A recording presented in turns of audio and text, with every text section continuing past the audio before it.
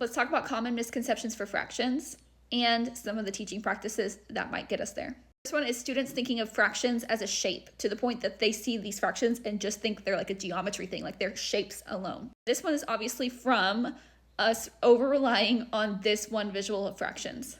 This visual is very important for students to see, but fractions don't just exist like this. And a lot of times students only see the circular fractions, and I actually think rectangular fractions are a lot easier and better of a visual later, but they also should be exposed to many different visuals. The same visuals you use for whole numbers, you can use for fractions. So when we use 10 frames, like here's 4 halves.